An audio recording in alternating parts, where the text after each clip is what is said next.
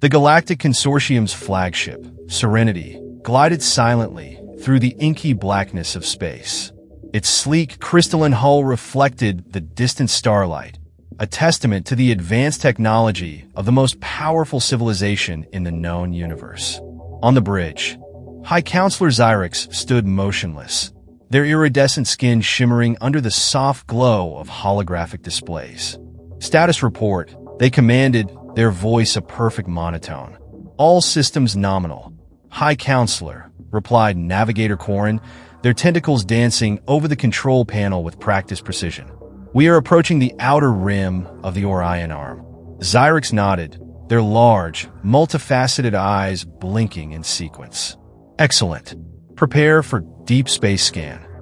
As the crew of the Serenity went about their tasks with clockwork efficiency, not a single being showed any sign of excitement, anxiety, or even mild interest.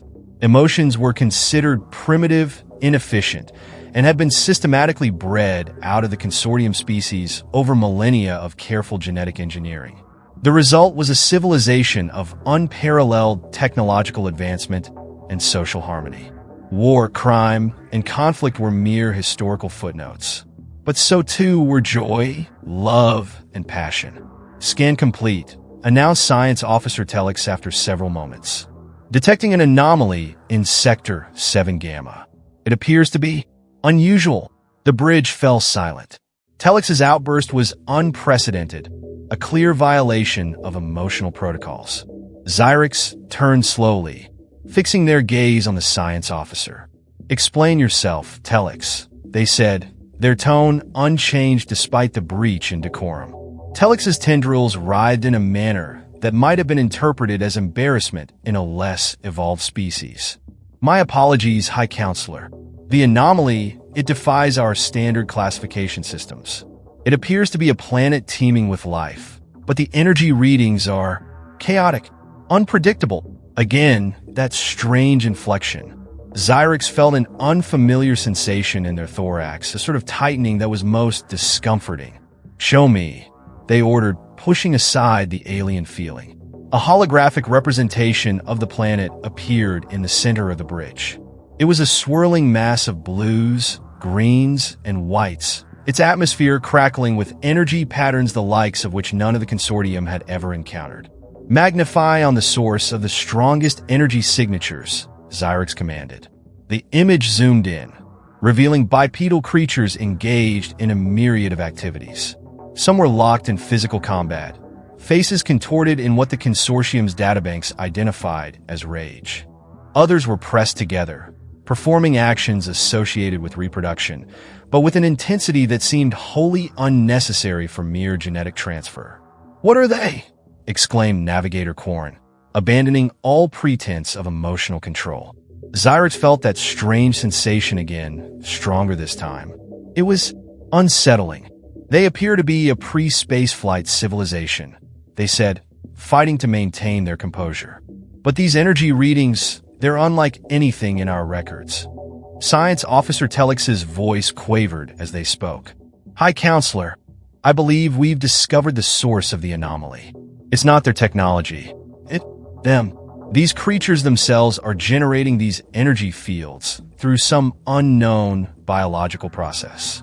As the crew of the Serenity watched the holographic display, they felt something stirring within them, something long dormant awakening. It was uncomfortable, frightening even, but also exhilarating. High Counselor Xyrix made a decision that would change the course of galactic history. Initiate first contact protocols, they ordered, their voice carrying an unfamiliar tremor. We must understand what we're dealing with here. As the Serenity changed course, heading towards the blue-green planet, none of its crew realized that they were about to encounter a force more powerful than any technology, any weapon, any logical system they had ever known. They were about to discover the overwhelming, transformative power of human emotions. And the galaxy would never be the same again. The Serenity hovered in low Earth orbit, cloaked from human detection systems. On the observation deck, High Counselor Xyrix and their senior staff watched the planet below with a mix of fascination and growing unease. Incredible, exclaimed Science Officer Telix, their tendrils vibrating with an unfamiliar intensity. The energy patterns are even more pronounced up close. They're beautiful. Zyrex shot Telix a stern look, but found they couldn't summon their usual detachment. Control yourself, officer. We must approach this scientifically. But even as the words left their mouth, Zyrex felt a strange warmth spreading through their thorax. It was pleasant. The High Counselor shook their head, trying to clear the alien sensation. Prepare the drone for atmospheric entry, Zyrex commanded. We need a closer look. As the sleek, invisible drone descended through Earth's atmosphere, the crew of the Serenity watched in rapt attention. The holographic display showed a bustling city, teeming with life and something else, something the consortium had no word for. The drone focused on a small gathering in a park. A group of humans surrounded two individuals locked in an embrace, tears streaming down their faces. What's happening? Are they in distress? Navigator Korn asked, their usual cool professionalism cracking. Telix consulted the data streams. Negative. These appear to be tears of joy. The two central figures have just agreed to a pair-bonding ritual called marriage. But why are the others affected? Zyrex demanded, feeling a tightness in their chest. They're not involved in this marriage. Before anyone could respond, the drone sensors picked up a new disturbance. In a nearby street, two humans were engaged in a heated argument. Their faces were flushed, voices raised in what the consortium's databanks identified as anger. Fascinating, Telix exclaimed. The energy output from these two is off the charts. It's as if their negative interaction is generating as much power as the positive one we just witnessed. Zyrex was about to reprimand Telix for another emotional outburst when suddenly, a third human intervened in the argument. This new individual spoke softly, their posture non-threatening. To the astonishment of the Serenity's crew, the energy patterns shifted dramatically. It's as if this third human is absorbing and transforming the negative energy, Korn whispered, evident in their voice. Impossible, Zyrex declared, but even they couldn't deny what they were seeing. The argument dissipated, replaced by something calmer. The humans parted ways, their energy signatures stabilized. High Counselor, Telix said, their voice quivering. I believe we're witnessing something unprecedented. These humans aren't just generating emotional energy. They're transmitting it, sharing it, transforming it. As if to underscore Telix's point, the drone sensors picked up a new scene. A small human, a child, had fallen and injured itself. Instantly, the emotional energy in the vicinity spiked. Adult humans rushed to the child's aid, and as they did, their own energy signatures changed. They're taking on the child's distress, Korn observed, wonder in their voice. And in doing so, they're alleviating it. Zyrex watched in stunned silence as the adults comforted the child. The pain and fear in the little one's energy signature gradually faded, replaced by something warm and soothing. The adults, in turn, exhibited a mix of concern and something else, something that made Zyrex's heart race. What is happening to them? Zyrex demanded, their own emotional control slipping. What is this force? Telix's tendrils waved in excitement as they analyzed the data. High Counselor, I believe we're witnessing the core of human emotional energy. This sharing of feelings, this empathy, it's not just a byproduct of their biology.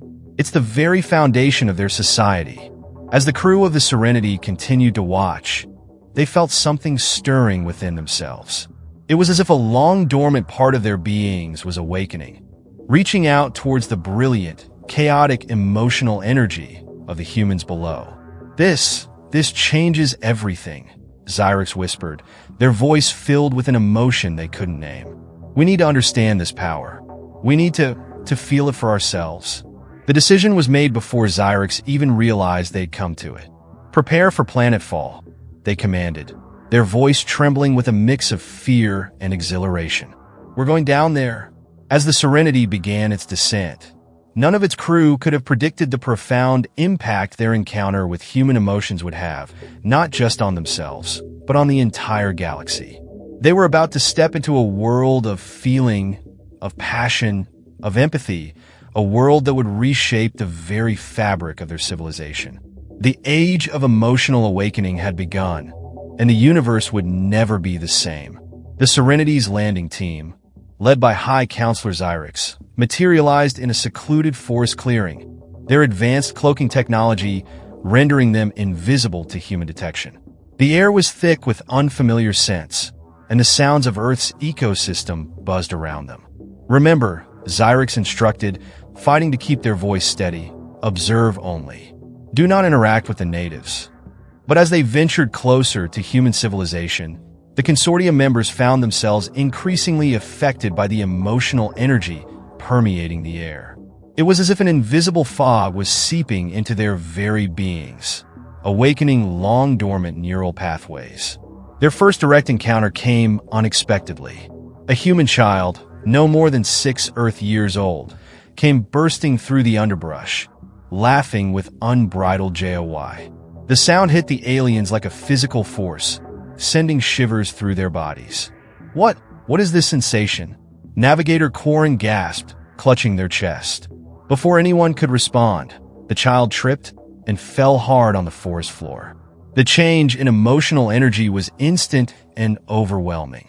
The aliens reeled as waves of pain, fear, and distress radiated from the small human. And then, something extraordinary happened. Without conscious thought, Science Officer Telix rushed forward, deactivating their cloaking field. Their tendrils gently wrapped around the child, lifting them to their feet. "Are you all right, little one?" Telix asked, their voice filled with a warmth they'd never experienced before. The child's eyes went wide with wonder, fear momentarily forgotten. "Whoa! Are you an alien?" The moment of first contact had arrived, not with world leaders or scientists, but with a child in a forest. And it was beautiful. As word spread of the aliens' presence, humans flocked to the area. The consortium members found themselves bombarded with a cacophony of emotions. Curiosity, excitement, fear, awe. It was intoxicating. Over the following days, as human governments scrambled to establish official relations, something unexpected began to happen. The consortium members, long stripped of their emotional capacity, started to change. Xyrix found themselves laughing for the first time in their life, the sound strange and wonderful to their own ears. Corin discovered the joy of human music, their tentacles moving in rhythm to melodies that spoke to something deep within them. And Telix fell in love. Her name was Dr. Alara Voss, a xenobiologist assigned to study the aliens. From the moment their eyes met, Telix felt a connection unlike anything they'd ever known. It was terrifying and exhilarating all at once. As Alara explained human emotions to Telix, the alien found themselves captivated not just by the information, but by the passion with which she spoke. Her eyes sparkled, her hands moved animatedly, and her energy signature pulsed with an intensity that made Telix's hearts race. "You see," Alara explained, her voice soft with wonder, "emotions aren't just random neural firings. They're the very essence of what makes us human. They drive us, inspire us, connect us.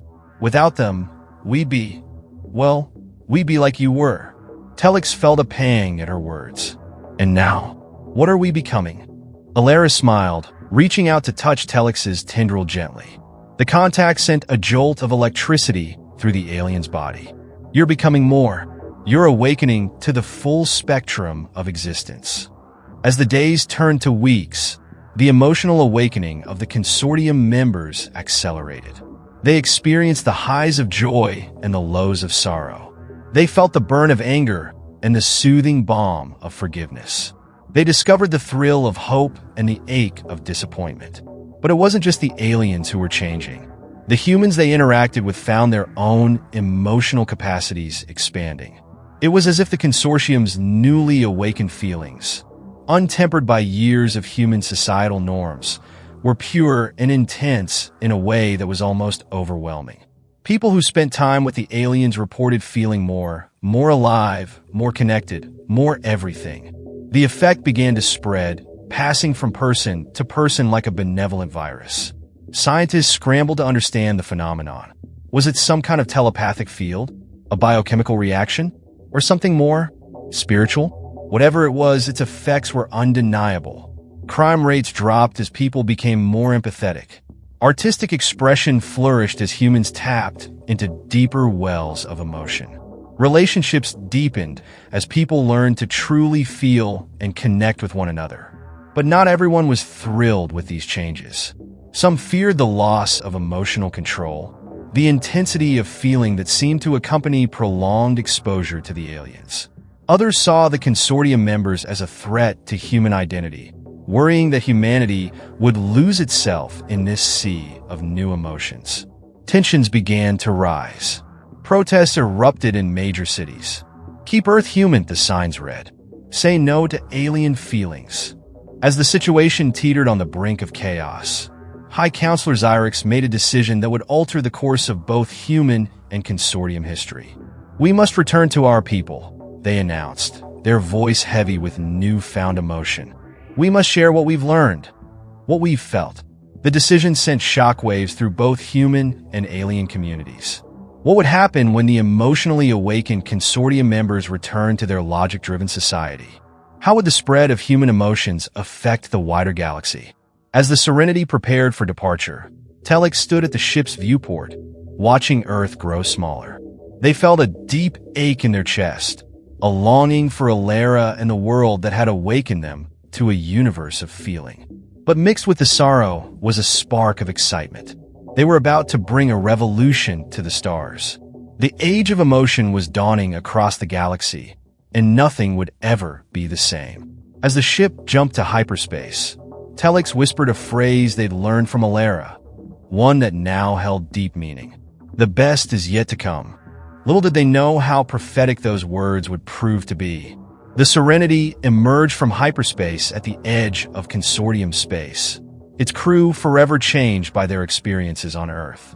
As they approached the gleaming megastructures of the consortium's capital world, Xyrix felt a knot of anxiety in their thorax, an emotion they were still getting used to. Are you certain about this, High Counselor? Quarren asked, their tentacles twitching nervously. Xyrix took a deep breath, a human gesture they'd picked up.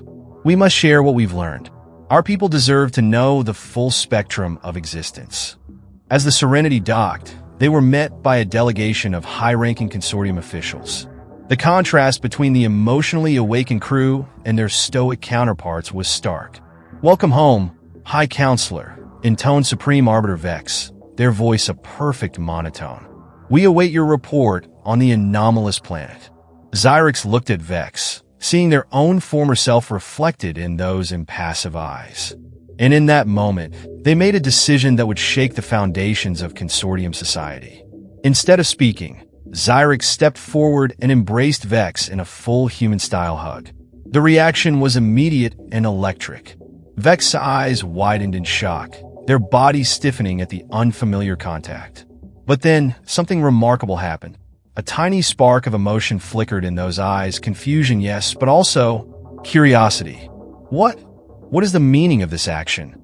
Vex asked, their voice wavering for the first time in centuries. Xyrix smiled, feeling a surge of joy at the small crack in Vex's emotional armor. This, my old friend, is called a hug, and it's just the beginning of what we've learned. Over the following weeks, the Serenity's crew shared their experiences with their fellow consortium members. They spoke of love and hate, joy and sorrow, fear and courage. They played human music, showed human art, and even attempted to recreate human cuisine with mixed results. At first, the response was one of confusion and resistance. Centuries of emotional suppression had left most consortium members deeply uncomfortable with the idea of feeling. But as the Earth-changed crew continued to demonstrate the power and beauty of emotions, cracks began to appear in the logical facade of consortium society. It started small. A scientist working on emotion replication technology suddenly burst into tears of frustration when an experiment failed. Instead of being reprimanded, they found themselves surrounded by colleagues offering comfort and encouragement.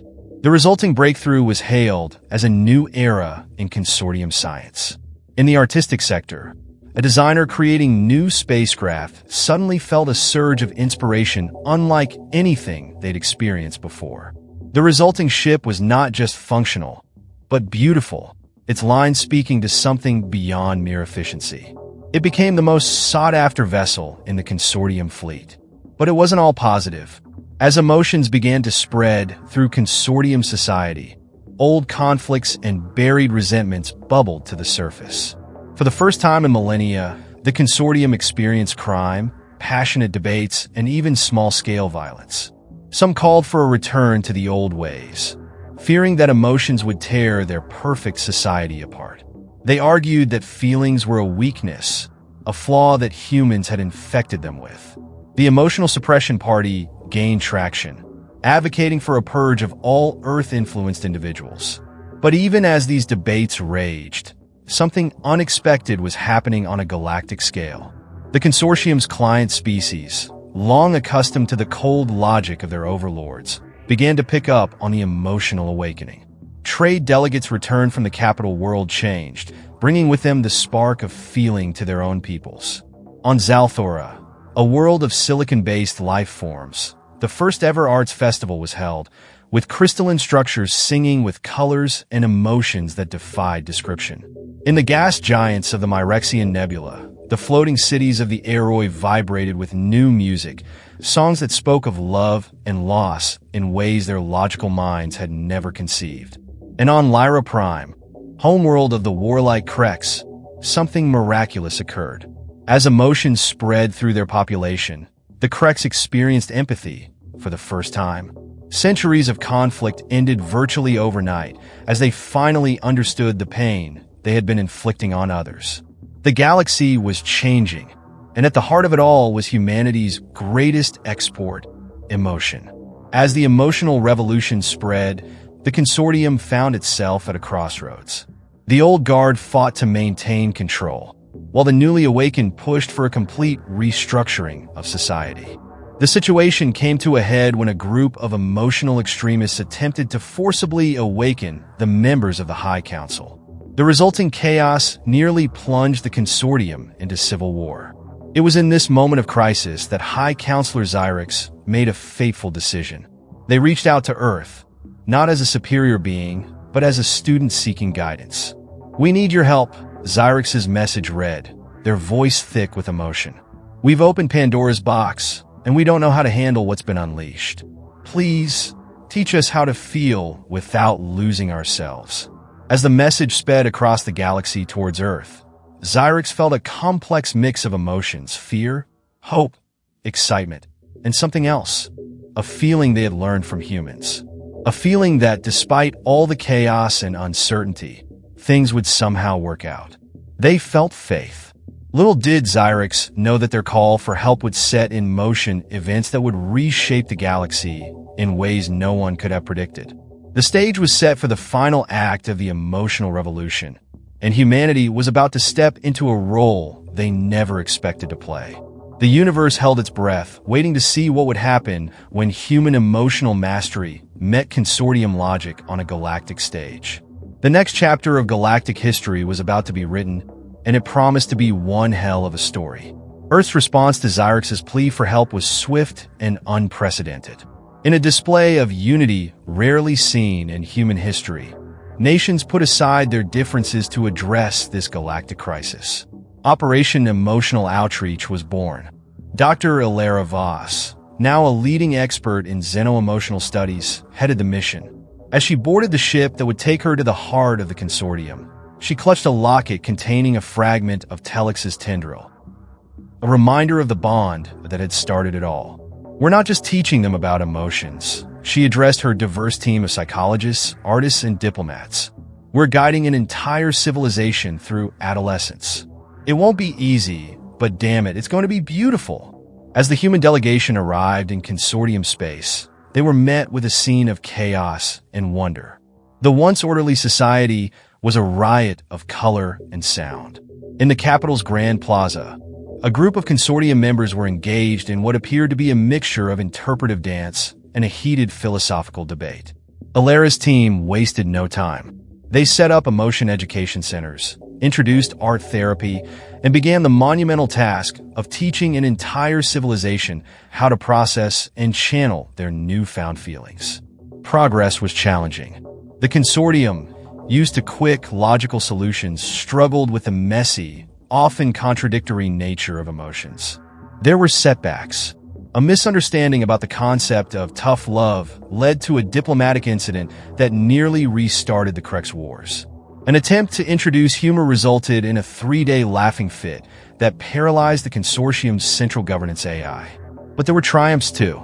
The first consortium-written love song became an overnight sensation, spreading across the galaxy faster than any treaty or technological innovation ever had. A consortium artist's emotion-infused sculpture was so moving it brought peace to a centuries-old conflict in the Andromeda galaxy. As months turned to years, a new balance began to emerge. The consortium learned to integrate emotions with their logical prowess, creating a society that was both brilliantly efficient and deeply compassionate. But the story didn't end there. As the consortium mastered their emotions, they began to discover something extraordinary. Their advanced technology, combined with their newfound emotional depth, unlocked abilities that bordered on the miraculous. Consortium scientists, fueled by passion and curiosity, made leaps in understanding the fundamental nature of the universe. They discovered that emotions weren't just chemical reactions, but a form of energy that permeated the cosmos. Engineers, inspired by the complex tapestry of feelings, created ships that could navigate by emotional currents in space, allowing for faster-than-light travel without the need for traditional engines. Diplomats, armed with empathy and intuition, resolved conflicts that had seemed intractable for millennia. The galaxy entered an unprecedented era of peace and cooperation. But it was in the field of medicine that the most astonishing breakthrough occurred. A team led by Telix and Alara, whose interspecies romance had become the stuff of galactic legend, discovered that concentrated emotional energy could be used to heal. Physical wounds, mental traumas, even genetic disorders, all could be treated by skilled empaths, channeling the right emotional frequencies. As news of these discoveries spread, the galaxy's perception of humanity underwent a radical shift. Once seen as a primitive, emotionally volatile species, humans were now revered as emotional sages. Beings from across the universe sought out human teachers, eager to unlock the power of their own feelings. Earth, once a backwater planet, became the center of a new galactic renaissance. The export of human culture, art, and emotional wisdom became the foundation of a new galactic economy. But with this new status came new responsibilities. As more and more species awakened to the power of emotions, the potential for both great good and terrible harm grew. Humanity found itself cast in the role of galactic shepherds, guiding younger races through the turbulent waters of emotional awakening. It wasn't always easy. There were times when the weight of this responsibility seemed too much to bear. But in those moments, humans would look to the stars and remember how far they'd come. They'd remember the day when a curious alien child had asked, "What is love?" And in trying to answer, humanity had found its true purpose in the cosmos. As Alara stood on the observation deck of Harmony Station, the massive space hub that served as the center of galactic diplomacy, she watched ships from 1,000 worlds dock. Each vessel carried beings coming to learn, to feel, to connect. Telix wrapped a tendril gently around her hand, their bond a living testament to the power of emotional connection. "What are you thinking?" they asked, their voice soft with affection. Alara smiled, feeling a swell of pride, joy, and something deeper, a sense of purpose that resonated with the very fabric of the universe. "I'm thinking," she said, her eyes shining with unshed tears, "that we've only just begun. The universe is vast, and there's so much more to feel." As if in response to her words, a new ship appeared on the horizon, its design unlike anything they'd seen before. A ripple of excitement passed through the station. First contact with a new species was always a momentous occasion.